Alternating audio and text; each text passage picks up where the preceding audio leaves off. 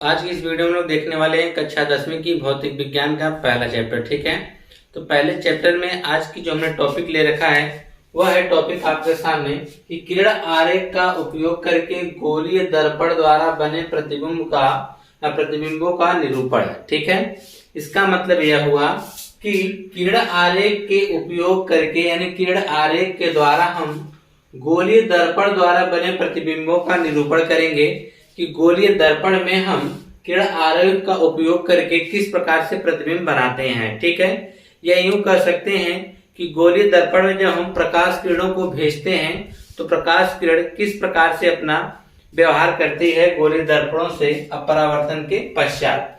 जैसे कि हम जानते हैं हमारा गोलीय दर्पण जो होता है दो प्रकार के होते हैं। ठीक है, एक होता है आपका अवतल दर्पण, दूसरा होता है उत्तल दर्पण। ठीक है, और हम आपको बता दें कि आपको इस प्रकार से इससे पहले वीडियो में हमने बताया था उत्तल और अवतल दर्पण के बारे में। अगर आपने वह वीडियो नहीं देखी है तब ऊपर आई बटन पर क्लिक करके वह वीडियो देख लीजिए, या उस वीडियो की लिंक हम इस वीडियो के डिस्क्रिप्शन में दे देंगे, वहां से आप जाके देख सकते हैं। ठीक है, और देखिए यहाँ पर यह जो हम अवतल दर्पण के बारे में बता रहे हैं कि अवतल दर्पण क्या होता है, वे खोखले गोले के कटे हुए भाग होते हैं जिसकी उभरे हुए सतह पर क्या की जाती है, कलई कर दी जाती है या उस पर लेप लगा दिया जाता है। और उत्तल दर्पण क्या होता है, वे दर्पण, ठीक है, जिसमें दबे हुए तल पर, वे गोले दर्पण जिसमें दबे हुए तल पर क्या किया जाता है, लेप लगा दिया जाता है और प्रकाश का जो परावर्तन होता है वह उभरे हुए तल से होता है। ठीक है, यह जो अंदर की तरफ है इसका यह परावर्तक तल है। कौन सा तल है, परावर्तक तल कहा जाता है। यह जो दबा हुआ तल है कौन से दर्पण में, अवतल दर्पण में। कौन से दर्पण में, अवतल दर्पण में। ठीक है, यह अवतल दर्पण हो गया। अब इसमें हमारा जो परावर्तक तल होता है ऊपर की तरफ होता है, उभरा हुआ होता है, किसमें, उत्तल दर्पण में। ये आपका हो गया परावर्तक तल। कौन सा दर्पण है, उत्तल दर्पण है। ठीक है, दोनों दर्पण की पहचान आप जानते हैं। ठीक है, अब आप यह भी जानते हैं कि दर्पण का जो परावर्तक तल के जो मध्य बिंदु को हम लोग क्या कहते हैं, ध्रुव कहते हैं। ठीक है, और यहाँ पर जो गोलीय दर्पण का या खोखले गोले का जिसका यह कटा हुआ भाग होता है उसका जो केंद्र होता है, उसका जो क्या होता है, केंद्र होता है सी, और वही इसे गोलीय दर्पण का भी वक्रता केंद्र कहलाता है। ठीक है, सी को पी से हम मिला देते हैं तो आप जानते हैं सी को जब पी से मिलाते हैं तो यह बन जाता है मुख्य अक्ष बन जाता है। क्या बन जाता है, मुख्य अक्ष बन जाता है। उसी प्रकार से अगर हम इसकी बात करेंगे उत्तल दर्पण का, अंदर की तरफ यह झुका, इसका केंद्र इस तरफ होगा, जिस खोखले गोले का कटा हुआ भाग होगा, मान लीजिए इसका केंद्र सी यहाँ पर है और दर्पण का ध्रुव पी यहाँ पर है। सी को पी से आप मिला दे रहे हैं, यह बन गया आपका वक्रता केंद्र। क्या बन गया, वक्रता केंद्र बन गया। इसको आप पीछे से और बढ़ा सकते हैं। ठीक है, इसका मतलब यह हुआ कि सी पी से होती हुई जो रेखा हम खींचेंगे उसी को मुख्य अक्ष कहा जाता है। ठीक है, इसे भी आप पीछे की तरफ बढ़ा सकते हैं, कोई दिक्कत नहीं है। इसे भी हम पीछे की तरफ क्या कर सकते हैं, बढ़ा सकते हैं। और हमने एक चीज आपको यह बताया था कि ध्रुव और वक्रता केंद्र के जो मध्य बिंदु को हम लोग मुख्य फोकस कहा जाता है। क्या कहा जाता है, मुख्य फोकस कहा जाता है। वक्रता केंद्र और ध्रुव के मध्य बिंदु को क्या कहा जाता है, मुख्य फोकस, जिसे कैपिटल एफ से व्यक्त करते हैं। यह सब चीजें हमारी पिछली वीडियो की है। ठीक है, अब इसके आगे जब हम कंटिन्यू करेंगे तो इसका किरण आरेख का उपयोग हम करने जा रहे हैं। तो सबसे पहले हम देखेंगे किस पर, अवतल दर्पण में। इसका पहला नियम क्या होता है, अगर कोई प्रकाश किरण मुख्य अक्ष, इसको मुख्य अक्ष बोला जाता है, मुख्य अक्ष के समांतर जा रही हो। अगर कोई प्रकाश किरण मुख्य अक्ष के कैसे जा रही है, समांतर जा रही है, यह मुख्य अक्ष के कैसे जा रही है, समांतर जा रही है, तो दर्पण से परावर्तन के पश्चात यह मुख्य फोकस से होकर जाएगी। कहां से होकर जाएगी, मुख्य फोकस से होकर जाएगी। पहला नियम यह जानते रहिए कि अगर कोई प्रकाश किरण मुख्य अक्ष के समांतर जा रही है तो दर्पण से टकराने के बाद वह मुख्य फोकस से होकर जाएगी। कहां से होकर जाएगी, मुख्य फोकस से होकर जाएगी। अगर उसी तरह इसका परावर्तक तल यह है, प्रकाश किरण हमेशा सदैव बाएं से डालते हैं, तो यहाँ से भी यह मुख्य अक्ष के समांतर जब हम प्रकाश किरण को भेजेंगे तो यह दर्पण से यहाँ टकराएगी, परंतु इसका तल घुमा होने के कारण, क्योंकि यह तो इसका क्या हो जाएगा, यहाँ से टकराने के बाद इसका क्या हो जाएगा, इस प्रकार से परावर्तन हो जाएगा। प्रकाश किरण का क्या हो जाएगा, परावर्तन हो जाएगा। तो अगर हम इसको पीछे की तरफ बढ़ाएं तो ये ऐसा प्रतीत होगा कि ये इस यफ से होके जा रहा है। कहां से होके जा रहा है, यफ से होके जा रहा है। ठीक है, तो आपका जो पहला नियम क्या है, देखिएगा पहला नियम यह है कि अगर कोई प्रकाश किरण मुख्य अक्ष के समांतर, कहा मुख्य अक्ष के समांतर दर्पण की तरफ जा रहा है या मुख्य अक्ष के समांतर चल रही है और दर्पण से परावर्तन के पश्चात अगर कोई प्रकाश किरण मुख्य अक्ष के समांतर जा रही है या चल रही है तो दर्पण से परावर्तन के पश्चात वह मुख्य फोकस से होकर जाए या मुख्य फोकस से होती हुई जाती हुई, क्या मुख्य फोकस से होकर जाती हुई प्रतीत होनी चाहिए, मुख्य फोकस से होकर जाती हुई प्रतीत होनी चाहिए।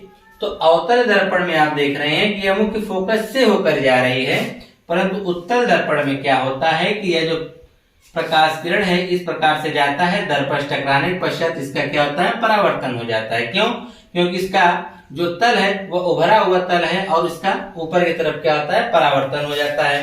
इसका दबा हुआ तल है, प्रकाश का जो परावर्तक तल अंदर की तरफ है, इसका उभरा हुआ तल है, तो इसका अंदर होने के कारण इसका जो परावर्तन होता है तो मुख्य फोकस से होकर जाती है, परंतु जब इसका परावर्तन होता है तो ऊपर की तरफ निकल जाती है। परंतु जब ये ऊपर की तरफ जा रही है, इससे मतलब यह निकला कि इसको जब हम पीछे की तरफ बढ़ाते तो ये बिंदु यह फोकस से होकर जाती हुई क्या होती है, प्रतीत होती है। देखिए यह जो प्रकाश किरण कहाँ से होकर जाती हुई प्रतीत हो रही है, यह से होकर जाती हुई प्रतीत हो रही है। पहला नियम यही था कि अगर कोई प्रकाश किरण मुख्य अक्ष के समांतर जा रही है तो दर्पण से परावर्तन के पश्चात मुख्य फोकस से होकर जाएगी या मुख्य फोकस से होकर जाती हुई प्रतीत होती है।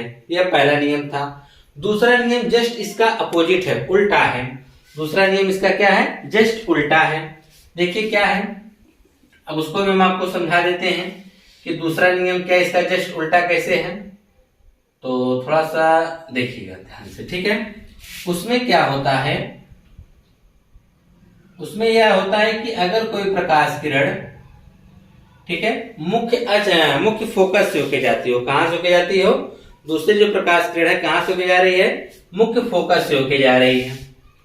मान लीजिए कि कोई प्रकाश किरण है ऐसे जा रही है, कि कोई प्रकाश किरण मुख्य फोकस से होके जा रही है, कहां से होके जा रही है, मुख्य फोकस से होके जाएगी तो दर्पण से परावर्तित होने के पश्चात वह मुख्य अक्ष के क्या हो जाएगी, समांतर हो जाएगी।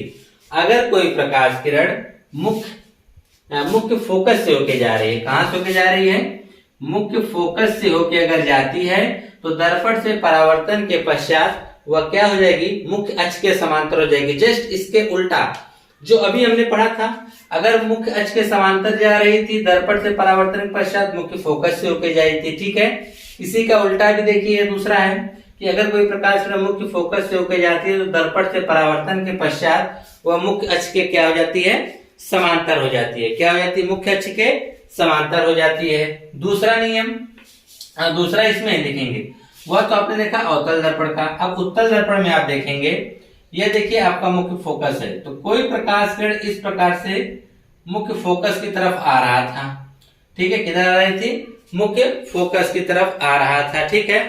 तो यहां से आप यह देखेंगे कि जब यह मुख्य फोकस की ओर आ रहा था तो इसका क्या हो गया, परावर्तन हो गया। इसका क्या हो गया, परावर्तन जब हो गया, यह मुख्य फोकस की तरफ आ रहा था, परंतु इसका परावर्तन होने के कारण यह मुख्य अक्ष के क्या हो जाएगा, समांतर हो जाएगा। यह मुख्य अक्ष के क्या होगा, समांतर। अगर कोई प्रकाश किरण इस मुख्य फोकस की तरफ क्या हो रही थी, आ रही थी, परंतु यहां से दर्पण से टकरा जाएगा और टकराने के कारण यह क्या हो जाएगा, परावर्तित होगा, तो मुख्य अक्ष के समांतर होगा। यह डॉटेड लाइन हमने इसलिए बना रखा है कि ये प्रकाश किरण अगर ऐसे आती फिर यहाँ से सीधे मुख्य फोकस की तरफ आ रही थी, परंतु दर्पण का तल परावर्तक होने के कारण प्रकाश किरण इधर मुड़ गई। तो इससे यह निष्कर्ष निकला कि अगर कोई प्रकाश किरण मुख्य फोकस से होकर जाती है तो दर्पण से परावर्तन के पश्चात यह मुख्य फोकस की ओर आती है, तो दर्पण से परावर्तन के पश्चात मुख्य अक्ष के क्या हो जाती है, समांतर हो जाती है। मुख्य अक्ष के क्या हो जाती है, समांतर हो जाती है। क्या कहेंगे आप कि अगर कोई प्रकाश किरण मुख्य फोकस से होकर जाती है या मुख्य फोकस की ओर आती है, ठीक है, जाती नहीं, इसमें आती है, ठीक है, और इसमें होकर जाती है, दोनों कंडीशन है। अगर इसमें जब कोई प्रकाश किरण मुख्य फोकस से होकर जाती है, इसमें क्या कहेंगे कि मुख्य फोकस की ओर आती है, लेकिन दर्पण से परावर्तन के पश्चात वह मुख्य अक्ष के क्या हो जाती हैं, दर्पण से परावर्तन के पश्चात मुख्य अक्ष के समांतर हो जाती हैं। यह दो नियम आपने देखा, पहला कि मुख्य अक्ष के समांतर चलने वाली प्रकाश किरणें दर्पण से टकरा कर मुख्य फोकस से होकर जाती हैं या मुख्य फोकस से होकर जाती हुई प्रतीत होती हैं। दूसरा आपने यह देखा, अगर कोई प्रकाश किरण मुख्य फोकस की ओर जाती है या मुख्य फोकस से होकर जाती है या मुख्य फोकस की ओर होकर जाती हुई प्रतीत होती है, परंतु दर्पण से परावर्तन के पश्चात मुख्य अक्ष के क्या हो जाती है, समांतर हो जाती है। यह दूसरा था। अब हम देखेंगे तीसरा वाला कि तीसरा नियम क्या कहता है आपके लिए। तीसरा है कि यदि कोई प्रकाश किरण प्रकाशिक केंद्र से वक्रता केंद्र से, कहां से, वक्रता केंद्र से होके जाए, कहां से होके जाए, वक्रता केंद्र से होकर जाए। तो जैसे मान लीजिए एग्जाम्पल के लिए यह कोई प्रकाश किरण है जो प्रकाशिक केंद्र सी से होकर जा रहा है, ठीक है। तो प्रकाशिक केंद्र सी से अगर होकर जाएगा तो जिस रास्ते से यह प्रकाश किरण जाता है उसी मार्ग से यह क्या होता है, पुनः वापस लौट आता है। क्या कहेंगे कि जब कोई प्रकाश किरण प्रकाशिक केंद्र से वक्रता केंद्र सी से होकर जाता है, कहां से जाता है, वक्रता केंद्र सी से होकर जाता है, तो दर्पण से परावर्तन के पश्चात उसी मार्ग से वापस पुनः लौट आते हैं और यह अपने मार्ग से भटकते नहीं, सीधे जाते हैं वक्रता केंद्र से और दर्पण से परावर्तन के पश्चात उसी मार्ग से क्या होते हैं, पुनः वापस लौट आते हैं। अगर इसमें हम बात करेंगे तो यह आपका वक्रता केंद्र है, इसको इस प्रकार से प्रकाश किरण यहाँ से भेजेंगे तो यह प्रकाश किरण कहाँ होकर जा रही है, प्रकाशिक केंद्र के पास, परंतु यह इसी मार्ग से जाएगी और यहाँ से इसका परावर्तन होगा और यह प्रकाश किरण यहीं से क्या होंगी, वापस लौट जाएंगी।